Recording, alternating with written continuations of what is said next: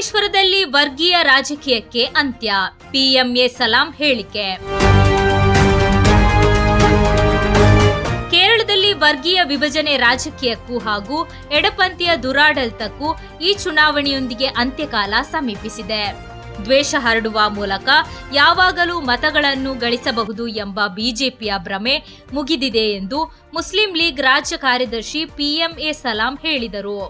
ಮಂಜೇಶ್ವರ ಕ್ಷೇತ್ರದ ಯುಡಿಎಫ್ ಅಭ್ಯರ್ಥಿ ಎಕೆಎಂ ಅಶ್ರಫ್ ಅವರ ಚುನಾವಣಾ ಪ್ರಚಾರದ ಅಂಗವಾಗಿ ಮೀಂಜಾ ಪಂಚಾಯತಿನ ಗಾಂಧಿನಗರದಲ್ಲಿ ನಡೆದ ಕುಟುಂಬ ಸಭೆಯನ್ನು ಉದ್ಘಾಟಿಸಿ ಮಾತನಾಡಿದ ಅವರು, ದ್ವೇಷವನ್ನು ಪ್ರಚೋದಿಸಿ ಯಾವತ್ತೂ ಮತಗಳನ್ನು ಪಡೆಯಬಹುದು ಎಂಬ ಭಾರತೀಯ ಜನತಾ ಪಾರ್ಟಿಯ ಭ್ರಮೆಯ ಕಾಲ ಕಳೆದಿದೆ ಎಂದರು.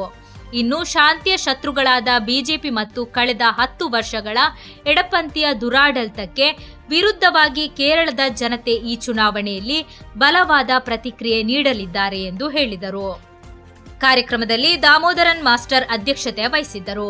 ಬಿಕೆ ಮೊಹಮ್ಮದ್ ಸ್ವಾಗತಿಸಿದರು. ಅಭ್ಯರ್ಥಿ ಎಕೆಎಂ ಅಶ್ರಫ್, ಮುಸ್ಲಿಂ ಲೀಗ್ ರಾಜ್ಯ ಕೋಶಾಧಿಕಾರಿ ಸಿಟಿ ಅಹಮದ್ ಅಲಿ, ಜಿಲ್ಲಾ ಪ್ರಧಾನ ಕಾರ್ಯದರ್ಶಿ ಎ ಅಬ್ದುಲ್ಲಾ ರಹಿಮಾನ್, ಕೋಶಾಧಿಕಾರಿ ಪಿಎಂ ಮುನೀರ್ ಹಾಜಿ, ಯುಡಿಎಫ್ ಮಂಡಲ ಅಧ್ಯಕ್ಷ ಅಜೀಜ್ ಮೆರಿಕೆ, ಪ್ರಧಾನ ಸಂಚಾಲಕ ಮಂಜುನಾಥ ಆಳ್ವಾ, ಎಂ ಅಬ್ಬಾಸ್, ಎಕೆ ಆರಿಫ್, ಅರ್ಷಾದ್ ವರ್ಕಾಡಿ ಸೇರಿದಂತೆ ಹಲವರು ಉಪಸ್ಥಿತರಿದ್ದರು.